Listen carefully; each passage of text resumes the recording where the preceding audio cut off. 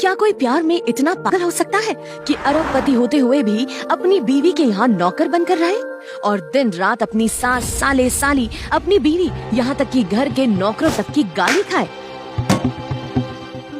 जबकि वो उस पूरे परिवार को 1 सेकंड में खरीद सकता था। तो उसकी क्या मजबूरी थी इन सब के पीछे? जानने के लिए सुनिए इंडिया की सबसे ज्यादा सुनी गई कहानी, वो भी फ्री। आहार कहाँ चल दिया मुंह उठा के? आहान, इधर आओ। मेरी सहेली की सैंडल टूट गई है, जाके पहले इसे बाजार से जुड़वा के आओ। यामिनी, ये कितना हैंडसम लड़का तुम्हारा नौकर है? नौकर नहीं, ये मेरा दामाद है, लेकिन घर जमाई बन के हमारे ही घर पड़ा रहता है। अपनी सहेलियों के साथ रमी खेल रही यामिनी ने जब ये कहा तो उसकी सारी सहेलियां जोर जोर से हंसने लगी और इतने लोगों के सामने हुई अपनी ही सास से अपनी बेइज्जती सुन आहान की आंखें शर्म से नीचे हो गई। इस घर में सिर्फ उसकी सास ही नहीं, हर कोई उसका ऐसे ही मजाक उड़ाता था। उसके साले, साली। बाइक खराब हो गई, नई बाइक के लिए पैसे दूं? आहान जीजू। यहाँ तक कि उसकी पत्नी शनाया भी। और तो और घर के नौकर भी उसके साथ नौकरों जैसा व्यवहार करते थे। बस एक शख्स था जो आहान की सच्चाई जानता था और वो था इस घर में काम करने वाला रमेश। बाहर वालों के सामने आहान की ऐसी बेइज्जती होते देख वो दुखी होकर मन ही मन बोला, ये लोग शायद जानते भी नहीं कि ये लोग जिसका मजाक बना रहे हैं, अगर उस आहान की सच्चाई उन्हें पता चल गई तो यही लोग उसके पैरों में गिर जाएंगे।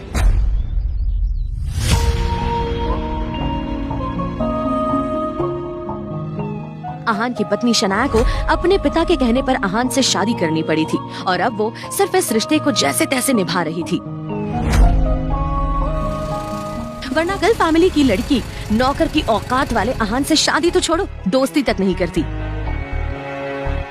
वही आहान सच में अपनी पत्नी शनाया से प्यार करता था, तभी तो इतनी जिल्लतों के बाद भी इस घर में टिका हुआ था। हेलो शनाया। आहान, कहाँ हो तुम? मैंने तुम्हें इतनी देर पहले ऑफिस आने के लिए बोला था। शनाया, वो मम्मी जी ने मुझे अपनी दोस्त का सैंडल बनवाने के लिए भेजा है। Oh my God, I can't believe this. इस मनहूस घड़ी में मैंने तुमसे शादी को हाँ कहा था। आहान, इस घर के नौकरों की भी इज्जत तुमसे ज्यादा है। तुम्हें शर्म नहीं आती? I don't think I can live with you anymore. हमें अलग हो जाना चाहिए। ये क्या कह रही हो शनाया? हाँ, अगर मैंने तुम्हें छोड़ दिया तो? आहान अचानक बोलते बोलते रुक गया। दरअसल वो जानता था कि इस गिल फैमिली में शनाया का कोई भी साथ देने वाला नहीं था। शनाया के पापा के हॉस्पिटल में एडमिट होने के बाद से ही उसके कजिन शगुन और शौर्य, जो दादाजी के सामने शनाया को नीचा दिखाकर उसके हिस्से का बिजनेस भी हड़पना चाह रहे थे, इन सब से उससे बचाने वाला पूरे घर में सिर्फ आहान ही था। और आखिर वो वक्त आ ही गया जब आहान को शनाया को बचाने के लिए वो कदम उठाना पड़ा जिससे वो अब तक बचता आ रहा था। रोजवुड स्प्रिंग में किसी बड़ी पार्टी ने इन्वेस्ट किया है, जिससे कि उसकी पॉपुलैरिटी काफी बढ़ती जा रही। बड़े बड़े बिजनेसमैन उसमें अपना पैसा लगाना चाहते हैं, उस प्रोजेक्ट को पाना चाहते हैं, लेकिन मैं चाहता हूं कि उस प्रोजेक्ट को तुम लोग पाने की कोशिश करो किसी भी तरह। और अगर ऐसा नहीं कर सकते तो तुम सब लोग अपनी अपनी पोजीशन छोड़ने के लिए तैयार रहो। आनंद गिल की बात सुनकर सभी हैरान रह गए और एक दूसरे का चेहरा देखने लगे। तभी शौर्य ने कुछ सोचकर कहा, दादाजी, शनाया के पापा यानी शेखर अंकल, उनके अंडर में काफी सारे इंजीनियर्स की टीम है और अभी शेखर अंकल इस शहर से बाहर है और हमारा मानना है कि वो टीम हमारे हवाले कर देनी चाहिए। इससे मैं इस प्रोजेक्ट को हासिल करने में कॉन्फिडेंट रहूंगा। कई लोगों की सहमति देखकर आनंद गिल ने वो टीम शौर्य के हवाले कर दी। Congratulations. थैंक यू दादाजी। आनंद गिल ने सबको अपनी पोजीशन छोड़ने की जो धमकी दी थी उसका असर सीधा शौर्य पर पड़ा था। शौर्य सोच रहा था कि क्यों ना वो डील हासिल करके अपने दादाजी का विश्वास और जीत ले और शनाया को कंपनी से बाहर कर दे। कभी तो काम कर लिया कर यार, जब भी आता हूं खड़ा ही रहता तू। काम कर बैठ के वहां। कुछ सोचकर शौर्य ऑफिस के बाहर आया और रोजवुड स्प्रिंग के सीईओ हर्ष मेहरा को फोन लगा दिया। सर, मैं गिल कंस्ट्रक्शन से शौर्य बात कर रहा हूं। आपकी कंपनी में बिल्डर के तौर पर काम करने के लिए मैं आपका प्रोजेक्ट हासिल करना चाहता हूं। कौन है तू? और इस तरह से फोन पे प्रोजेक्ट? मतलब दिमाग से पैदल है क्या? समझता क्या है अपने आप को?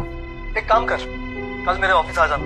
वहाँ बाकायदा प्रेस कॉन्फ्रेंस का इंतजाम कर रखा है मैंने। कल वहाँ तेरी और तेरी कंपनी की इज्जत मिट्टी में ना मिलाई ना तो कहना। अरे सर मैं मेरी बात तो सुन। याद रख, कल के बाद तू कभी फोन पे डील करने की सोचेगा भी नहीं, समझा?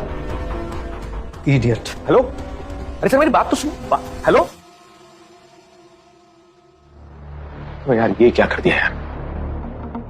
अभी कल कैसे जाऊंगा मैं वहां? प्रोजेक्ट तो दूर की बात, ये तो इज्जत नीलाम करने पे तुला हुआ है क्या?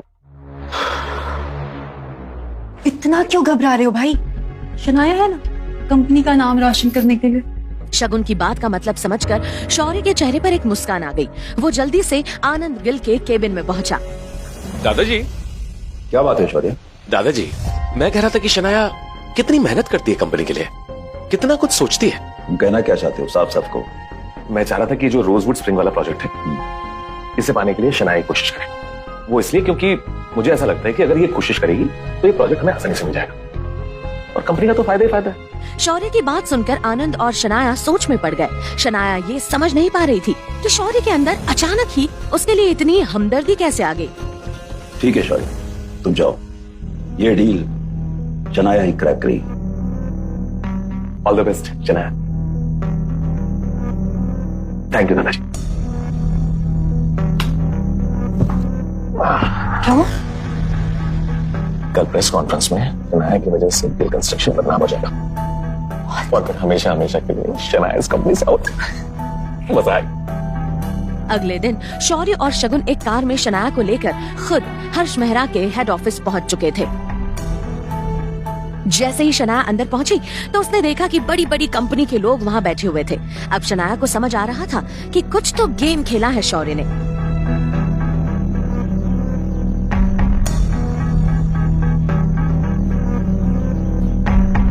क्या यहाँ गिल कंस्ट्रक्शन से कोई आया है?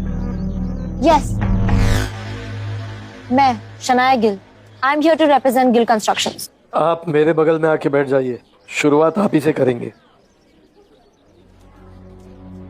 शौर्य और शगुन भी मीडिया की भीड़ में खड़े उस पल का इंतजार कर रहे थे जब हर्ष मेहरा बोलना शुरू करे और शनाया को वहां से बेइज्जत करके भगा दे। लेडीज एंड जेंटलमैन, ये है गिल कंस्ट्रक्शन से शनाया गिल। इस प्रोजेक्ट को हासिल करने के लिए इनकी कंपनी के किसी आदमी का कॉल आया था मुझे, और अब ये चाहती हैं कि ये प्रोजेक्ट इन्हें दे दिया जाए। तभी अचानक ही हर्ष का फोन बजा। Excuse me. हाँ जी सर, आपको फिक्र करने की जरूरत नहीं है।